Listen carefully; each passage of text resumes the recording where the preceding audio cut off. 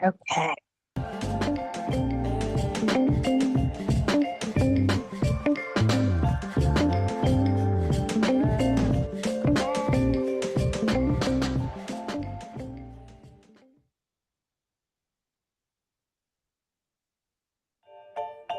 Hello, everyone. Welcome to another episode of Becoming Visible with Christina Payne. I'm not sure why that wants to do that again, but we're just going to stop it and we're going to keep going. I will edit that out and post. But anyway, thank you, Yasha, for being here with us. This is Ya-Shi Duhon with Rise to Renew, and she is going to be our guest for today's podcast episode. So thank you, Yasha, for being here. Of course. Thank you so much for inviting me. This is super cool. I'm very excited to be here. So, Awesome. Okay, guys. So every week I kind of give you a little introduction and fun fact to how we know each other. So Yasha is the cousin of my bestie, Natasha Thacker. And Natasha and I have been best friends through our daughters who are best friends. So we get to be besties of besties. And Yasha has been in the family of the besties, and she gets to hear all of the stories of how we get along. But the best thing is that we get free counseling when we're doing too much. We get to talk to Yasha about it, and she gives us the truth about us and gets us all the way together. But the best thing about it is that we have watched her journey of going through her career journey from being a social worker and the loving of the people and the kids to now launching her business, and not just launching it, but scaling and growing it. And so recently I launched a podcast and I had a conversation with Yasha about it. And we just started talking. And I just paused her in the middle of the conversation and said, Stop, stop, stop. We can't have this conversation right now. I need you on my podcast. And just like she always is, gracious enough to stop that conversation and say, Okay, I'll do it. I'll be on the podcast. So thank you, Yasha, for always being that person we can talk to and give all of our information to and confidence, getting us together and being on my podcast. So thank you again. of course, thank you for inviting me. Like I said, I'm excited about it. It's been a while since we just kind of hung out, so I'm excited about that. But no, I'm very happy to be here and always willing to. I always tell people the difference between when I'm talking to family and giving family and friends advice and my clients is that I can tell my family and friends the way, like I'm honest all the way around. But I'm gonna get on y'all. I'm gonna be like, okay, so is this really what's happening, or are you just experiencing it this way? So I enjoy being able to kind of get y'all together when And need we be. appreciate it. We certainly appreciate it. Okay, Yasha. So we are going to honor your time because we know how busy you are. And I want to get started and kind of get you to what our topic is for today. We want to start talking about how it feels to be your own boss, right? And that no turning back. Now that you are your own boss and you're having to be the boss lady, how are you managing your time, boss lady, so that you don't have to go back into the 9 to 5 workforce? So before you launch into that topic, because we do have a little bit of, commentary on how we can help our people to navigate that space. Give us a little bit about your career journey. I know I alluded to it a little bit earlier, but tell us a little bit about that career journey. Of course. So my career path hasn't been linear. I don't know if you know, because we've known each other for so long. I don't know if you know, but my bachelor's degree is in administrative justice, administration of justice. Like I wanted to be a prosecutor so that I could become a U.S. Supreme Court justice. That was what my dream since I don't know middle school. And after I graduated from undergrad, I was working on my graduate degree in psychology, funny enough. But I went to work for Child Protective Services in Houston, in Harris County. And I was an investigator there working in social services. But like so many people who work in that field, I experienced burnout and trauma. And I realized I'd taken some time off after dealing with PTSD and things from there, I realized that I wanted to support healing in a more sustainable way, in a more transformative way. Since I was already getting my graduate degree in psychology, it was just natural for me to move into mental health or dealing with something with mental health. So then I left CPS and started working at the crisis hotline, the National Suicide Prevention Line. And I worked there while getting my second master's in counseling.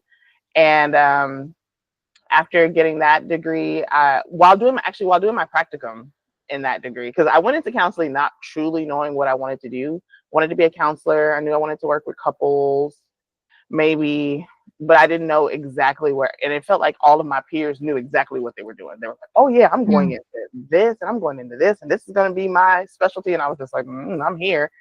I'm here and I'm getting another degree.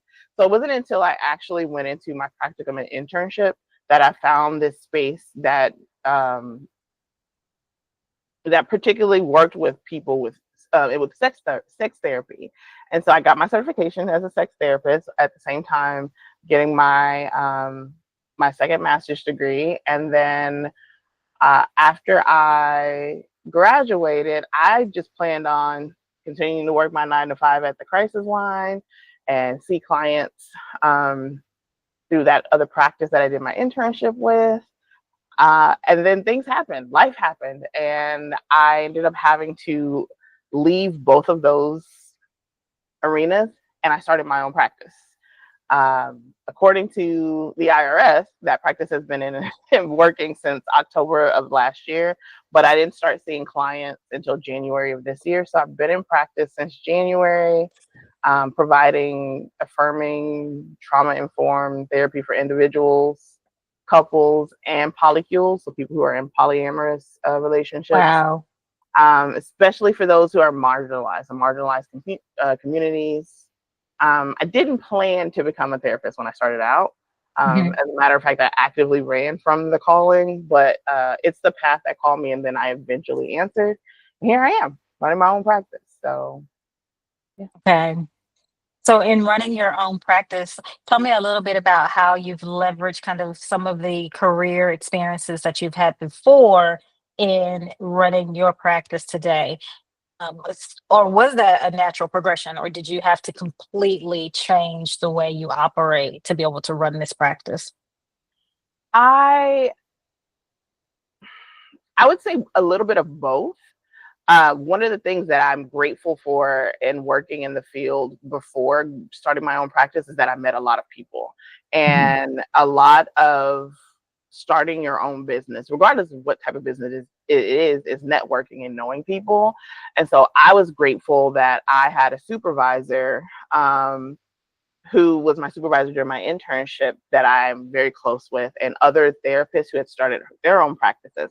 Supervisor has her own practice. And so I was able to connect with those people when I hit a roadblock, because they don't teach you how to run a business when you get your degree in counseling.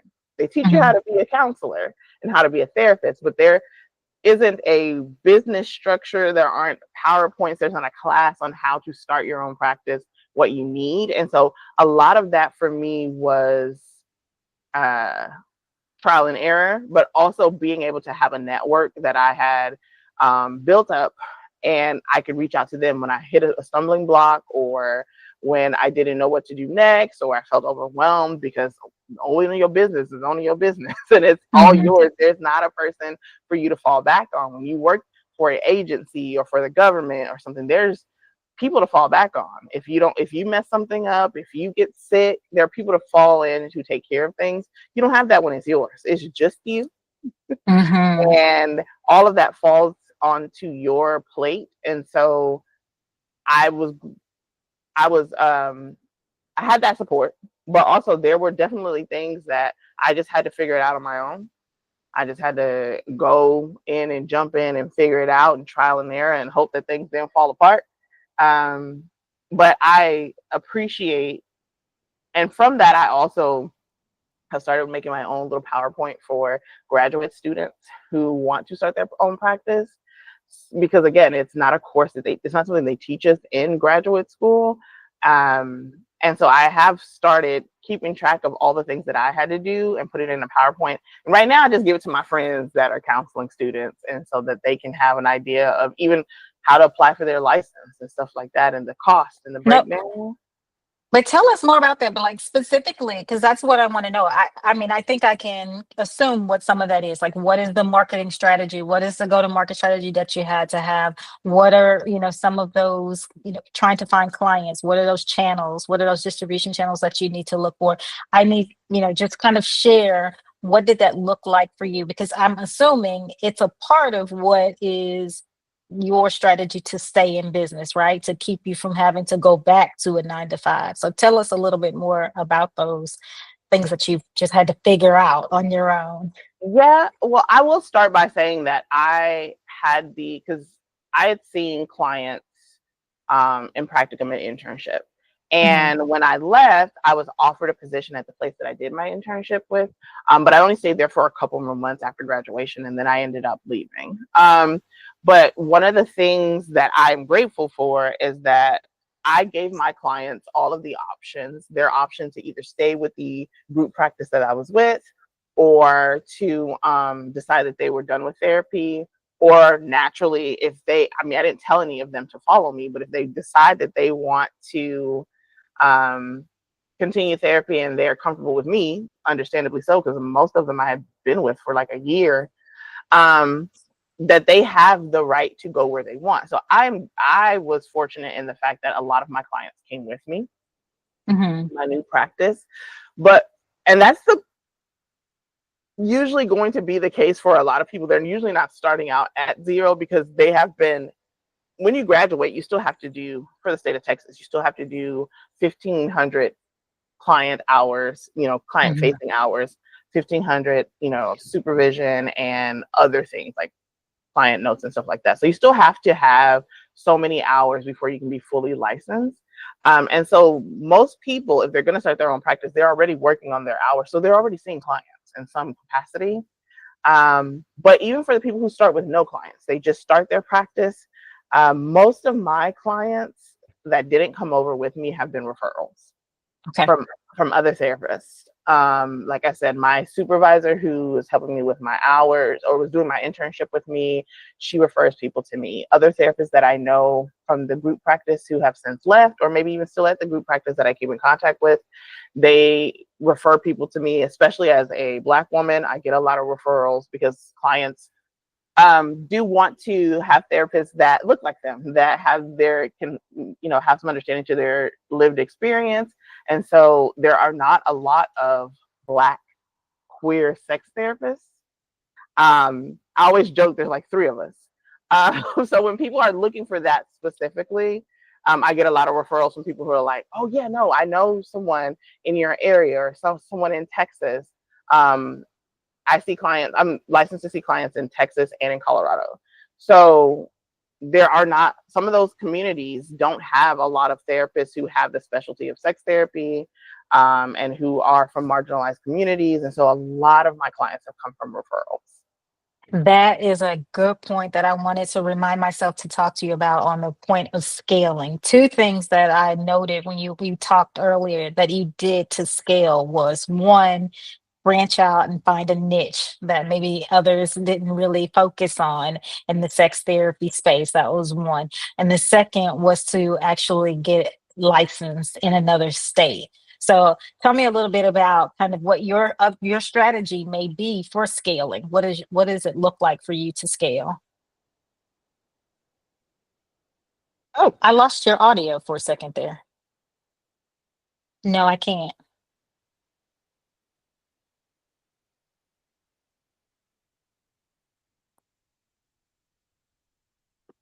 I can't hear you. Now I hear you. Okay. There you are. I don't know. Maybe I hit the button. I look, I got a new. Oop, it went back out.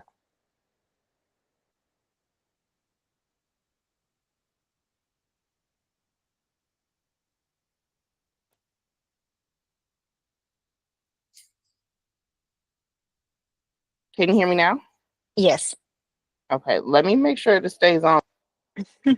It kind of goes in and out. It probably is a battery.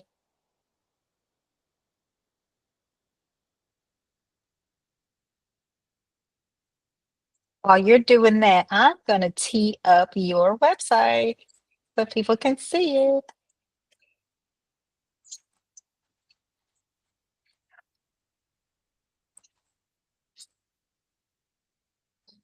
Can For you hear those me? of you who have the benefit of seeing this on YouTube, you will be able to see her website, and this is really nice.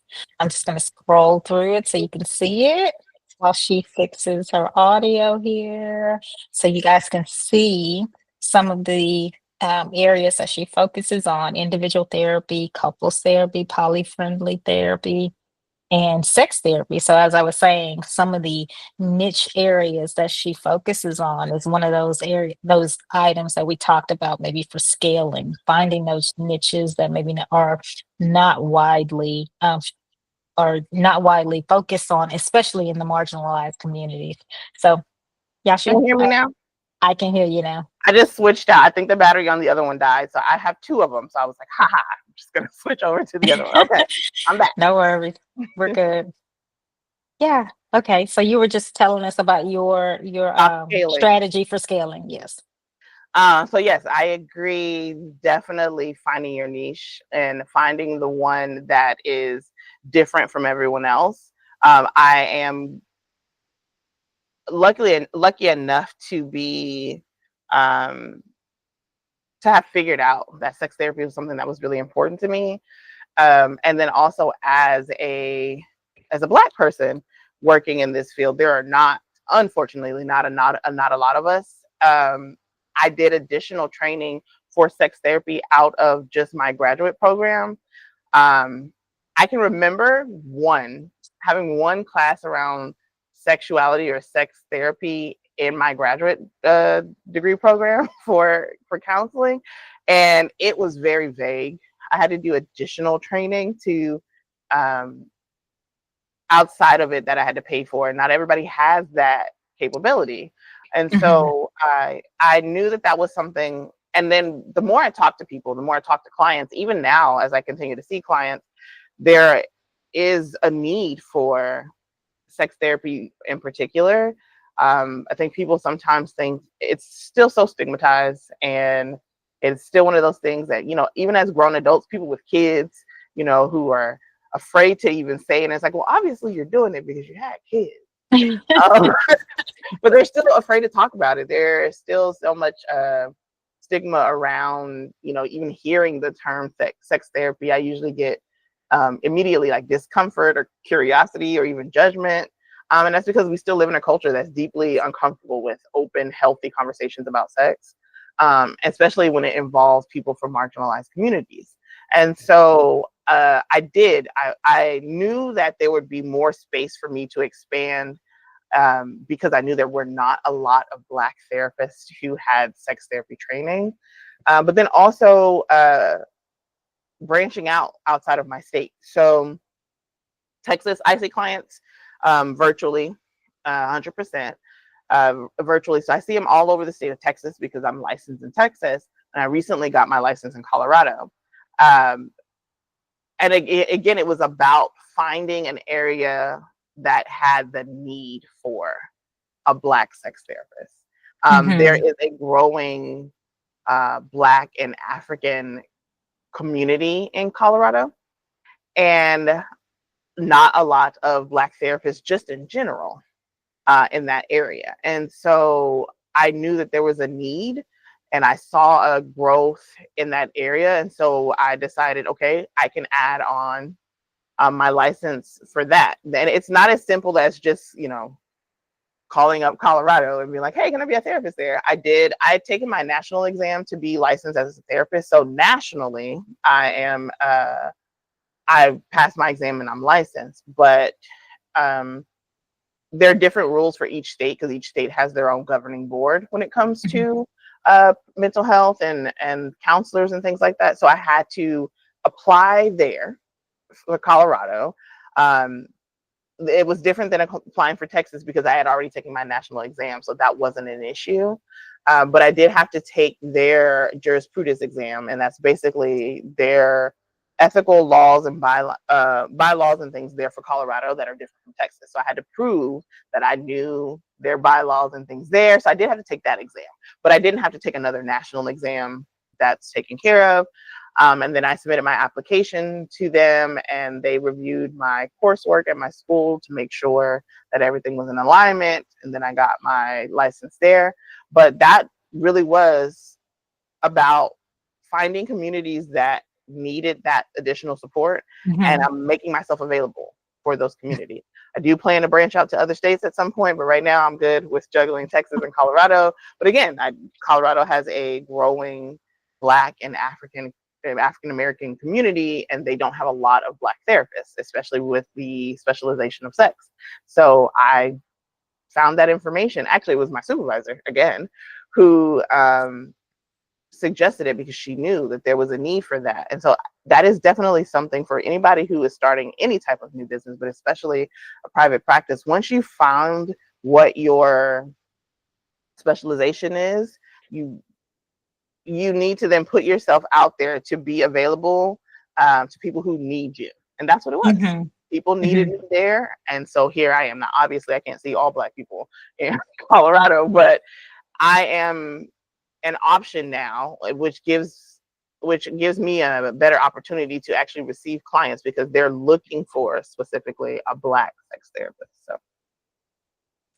That's great. Okay, you taking off the hat of therapist, putting on the hat of business owner.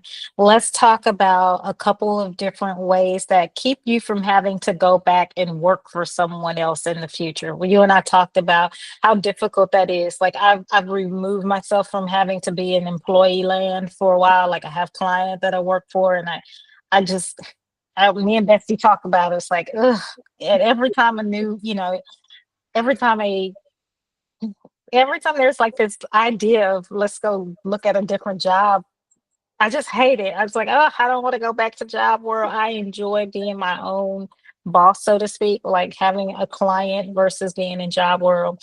And I, did a little research, like three ways, just three simple ways of being able to avoid having to go back into work world per se.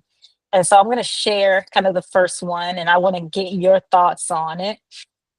It's building multiple revenue streams. So have you gotten to that phase in your journey? And if so, what does that look like for you? Yes. So definitely, unless you're coming from a place where you have people who are investing into you, being a therapist, a lot of us don't do it for the money.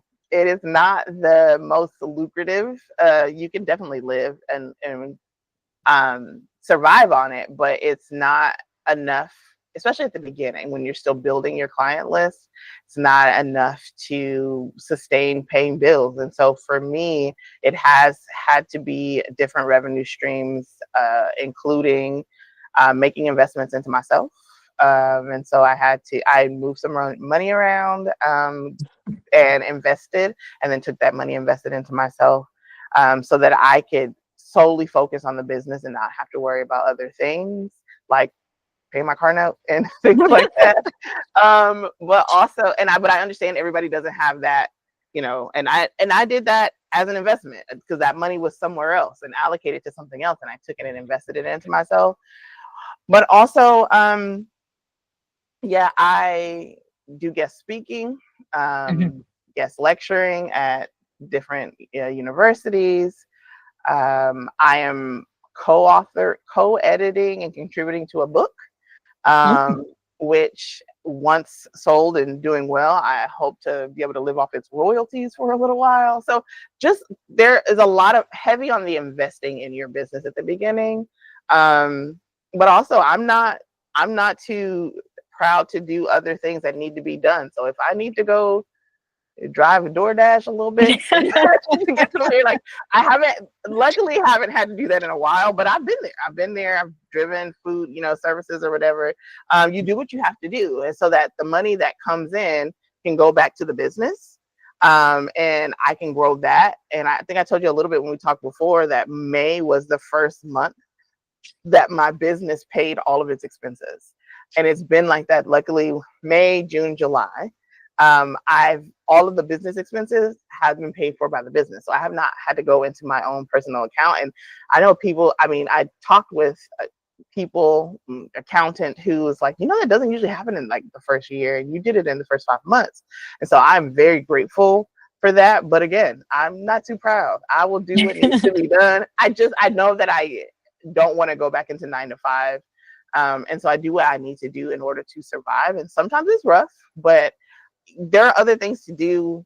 Like I said, consulting you don't have to have a full-blown client, but maybe they need a consultant at a hospital or a clinic or something like that. And you can pick up those things across different areas, different businesses. And it doesn't require you to be back in a 9 to 5 schedule. You give them the time that you're available, you give them your rate, and you do the consultation, and it's still on your time and part of your business. And so I agree with that. I'm not trying to go back into the 9 to 5 hustle bustle. I don't. I don't we're in good company there. Yeah, it's been. I am using revenue from my current client to be able to do this as a hobby because I'm enjoying it so much. So that we are definitely in alignment on that one. The other one is outsource and automate for scalability. Now, we talked about how you are currently leveraging an admin to help do some things. So you're not completely automating things, but you are, systematizing some of these processes that you have, and you do have an admin, which is kind of that outsourcing part of it. So that helps you to not like burn out trying to do everything yourself. So you give us a little bit of that. I know it. I hate it. I said it for you, but tell us a little bit about that. Yes. So I can't imagine seeing clients and doing all that comes with that, like client notes, treatment plans. I told you the other day, our treatment plan is like 14 pages. Especially when you're dealing with insurance, which is a whole nother animal within itself. But then also there's certain things that I can't give over to someone else. It's my business. And so I have to answer. I can't imagine having to do all of that and answer emails or emails about anything, scheduling or rescheduling an appointment, or just basic inquiries. I love this job. I love this business. It's my baby. But also having to handle all of that and do admin things, I wouldn't be able to do it. I'm grateful for my admin. She has been with me since the beginning. I tell everybody she is worth her weight in gold. I will gladly make sure that she is paid. Nothing other stuff cannot get paid, but she has to be paid because I need her to be here. But yeah, I definitely when I first started, like when I first got the PLLC for the business, and I was doing all the behind the scenes stuff that you have to do before you can launch a business, my admin wasn't a part of the picture, and I was burnt out already. I felt myself too tired all the time and hating having to sit in front of my computer. And I didn't have a day off because I was just grinding. And I felt myself getting to the point of burnout. And that was when I said, I need an admin. Like, this needs to happen. And so those things that don't require a therapist's touch or a business owner's touch, my admin does. Also, she's great at marketing. I am 40 and I'm not as well versed in marketing and social media. I can get on there and scroll, but like as far as presenting myself and responding to inquiries and things like that, I mean, I can figure it out. I'm a smart girl, but I also don't want to. Yeah, I just don't want to. That's just the truth. And so I have my admin who is 21 and is all into that. It's like just perfect for her because she wakes up, she wakes around, and she gets to play and post us on social media, on Facebook, on Instagram. She finds ideas of things that she sees and current trends and trending sounds. And I just show up and be like, hey, where do I need to be in the video? Like, there you go. What do you need me to say? Where's my script? I can do that. And then there are things that she does that don't require me or that just require my voiceover. And so I am grateful because that is, in today's world, that is how you get your viewership. That is how you get your business. People have to see you. And it is still growing, but I have someone who does that. And so I don't have to stress about it because I would mess around and post the wrong thing. And they're like, how did you post? Is that a picture of your bedroom? I'm like, that wasn't the one I was supposed to post. Like, I'm just, and so I love. We here. You don't even have to explain. We on the same page, sis. Because listen, I just had my staff meeting a few minutes ago, and we had someone come in from a marketing, firm, just give us a once over, just like, what do you need to do? And it was really just a sanity check because she had already given me kind of a this is what you need to do. And I was just like, do I have to? Because I don't really want to be it's becoming visible because I don't want to be visible, but I have to. And she was just like, see? And I was like, I know. I don't want to be, but if you tell me where to be, I'm coachable and I'm, directable. You can tell me what to do. I don't want to do it. I don't want to be here. But Anyone who knows me outside of work or business, Ya-Shi knows I am an introvert. yes, I can put on a mask and be charming and command a room, but I would rather be at home in my bed, that snacking part. and watching TV. That part. And so anything that requires me to put on that, and I'm autistic on top of that, and so masking is a real thing for me. But anybody who knows me I don't want to. You don't have to ever see my face, okay? That's me. You can see my I face as totally your get it. therapist, but outside of that, you don't need to ever see my face. If we could do these videos without people having to see me, I would. But I also know you get more engagement when they see you. And so I do it because I have to. But all of the other stuff, y'all just know that's my admin. That's not me. We have staff meetings every Thursday. So we do discuss, and every post that she posts, she gives me, I see it first and approve it. So if there's a quote or something being said, yes, I've approved it. It may actually be something I said that she's putting on there. Just know that all of that wonderful marketing as we get bigger and grow, that's my admin. It's not me, y'all. I'm approving. I'm thumbsing up and letting her go with it. I appreciate you being here all the more because I know better. Thank you very much. Of course. Okay, we are going to get through this, so I don't have to keep you too long. We already talked about staying laser focused on the niche, so I won't belabor that point, but we know that's a big part of your growth and your scaling, and I'll allow you to elaborate if you have anything more you want to say there. No, like I said, finding what makes you unique, what makes you different, and what you're passionate about. That's the thing that has to align too. Don't just get something because other people aren't doing this, so I'm gonna do this, but you don't really care about it. I'm very passionate about sex therapy, and so it just worked that there was also a need for it, and I'm very passionate about it. So people can tell when you're not being authentic. So just be authentic. Yeah. Okay, guys, I said that we were going to get you through this in about 40 minutes, and we are just about there. I want to give you some key activities and homework to, monitor throughout. But also, before we get too deep into homework, Ya-Shi, I want to give them a call to action for you. It was in the agenda to begin with. Tell us a bit about what's coming up next for you and how we can support you. Okay. So it's coming up next. Right now, I'm still very focused on growing Rise Renew and continuing to provide care that affirms and empowers people. I'm also working on getting published in a research setting, writing a paper, doing research around kink and trauma healing, and so I'm really into that right now. I'm also contributing. I talked a little bit about it earlier, but contributing to and co-editing a book about supporting women while they navigate the intersection of neurodivergence and erotic marginalization.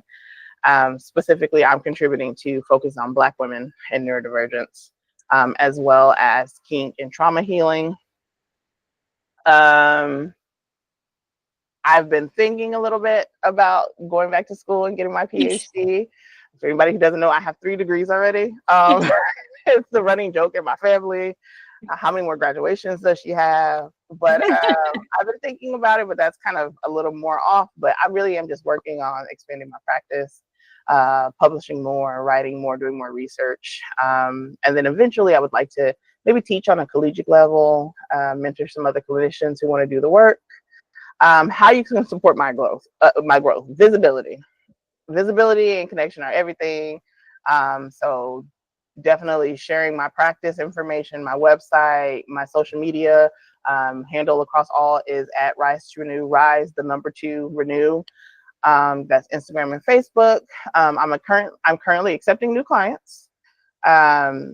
So again, I said I see clients virtually, and I can see them across the state of Texas and Colorado. Yeah, anybody who's looking for affirming sex positive care in Texas or Colorado, and if you're aligned with my mission, I welcome opportunities to collaborate, speak, and create with other people who work in the field and who want to get a different voice or a voice, to help with sex therapy. Yeah, that's kind of how you just spreading the word, because that's how you get clients. So. Awesome. We will make sure to share all of this information as we post about you throughout the week. When we are allowing people to get ready for the interview, it'll actually air next week, but all of that will be there. So we appreciate you, Ya-Shi. We're just going to wrap up now, you guys, like we normally do. Like we said, we have a little bit of homework for you for this week. If you want to maintain your growth as a growth company and not have to return to the 9 to 5 grind, it does require that you be diligent about your time. Some people do fractions of their time because it just helps them to be diligent. 80% of your time here, 20% of your time there, 10% here. Whatever that is, you have to be diligent about it. So start tracking how you spend your week. That's kind of a formula for staying at it. If you want to have different revenue streams, you're going to have to carve out time for that. If you want to have a 9 to 5 and then do this 5 to 9, you have to be disciplined and do that. So my key activity for you this week is to actually sit down and map that out and commit to it. Implement that time blocking and try not to start panicking, right? Because it's going to look like I have no time to do anything, but actually carve out that time for rest as well. Be really, really diligent about your downtime. Plan out that downtime. Give yourself 2 to 4 hours a day to just breathe, because if you don't, you will get burnt out. So that is my advice for you guys for this week. It has been an excellent episode. I am enjoying these, and I hope everybody else is enjoying these. And I hope you're enjoying the episodes in between interviews where we just focus on education. Please go back and watch those, because you've got episodes on how to scale without losing your soul. You have episodes on how to leverage your money to scale, right? What's the right way of using resources to scale? All of that information is going to help us as a community learn how to launch businesses, especially in this environment where we're not sure how much support we will have as a community from our federal government and our state governments and other places. But education from behind the paywall is always a way for us to support each other and to build our businesses and grow. So, as always, the way you can support us is to share this with any founders out there that may be willing to come on and be a guest, like Ya-Shi has agreed to do. Referrals work, just like Ya-Shi said. So please refer them to us. If there's a place that you think we would be a good guest, please share those as well. We'd love to go on different podcasts and be a guest there and share our mission and our vision of what we would like to do and how this will shape the narrative for the rest of the community. Of course, please go and follow us wherever you get your podcasts. We're on Apple Podcasts, we're on Spotify, YouTube, Instagram, TikTok, wherever you get your social media, we're there. And of course, let's do what we can to grow businesses. Thank you, everybody. Thank you, Ya-Shi, for being here. You're welcome. I had a great time. Thank you for having me. Awesome. I'll connect with you in a little bit. Bye. Bye.